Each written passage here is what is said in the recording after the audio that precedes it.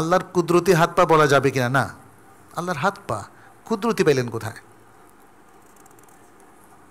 মানে কুদরতি বলার অর্থ হচ্ছে তাবিল করা। কুদরতি বলার অর্থ হচ্ছে তাবিল করা।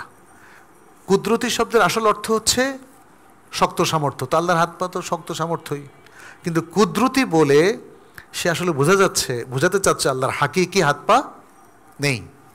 কিন্তু আল্লাহর হাত পা হাকিকিভাবে নেই, এটা কি আল্লাহ বলেছেন কোথাও? তাইলে বান্দা কিভাবে এটা বের করলো? তার মনে হয়েছে। আল্লাহু আকবার।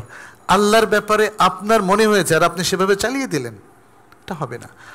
আল্লাহ এবং তার রাসূল কোরআনে এবং সুন্নায় আল্লাহর জন্য যা কিছু সাব্যস্ত করে আমাদেরকে সে সাব্যস্ত করতে হবে।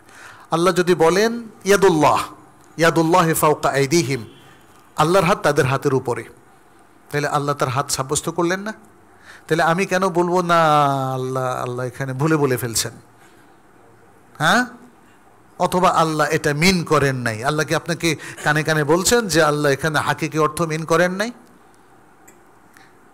আপনি আপনার আকল দিয়ে বুঝতেছেন যে আল্লাহর হাত হইলে তো আমার হাতের মতো হয়ে যায়।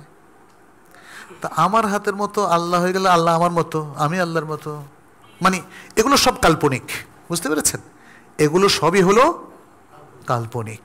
এই কাল্পনিক কথা দিয়েই বান্দারা বিভ্রান্তির পথে চলে গেছে। তারা যখন মনে করলো যে না আল্লাহর জন্য এগুলো সাব্যস্ত করলে গন্ডগোল তো আপনার মাথায়, আপনার আকলে ধরছে না। আল্লাহর এলেমে কোনো সমস্যা আছে? এই জন্য আমরা আজকে একটা কথা বলেছি, আপনার মনে রাখবেন, এলেম দিয়ে আকলকে চালাবেন, আকল দিয়ে আবেগকে চালাবেন।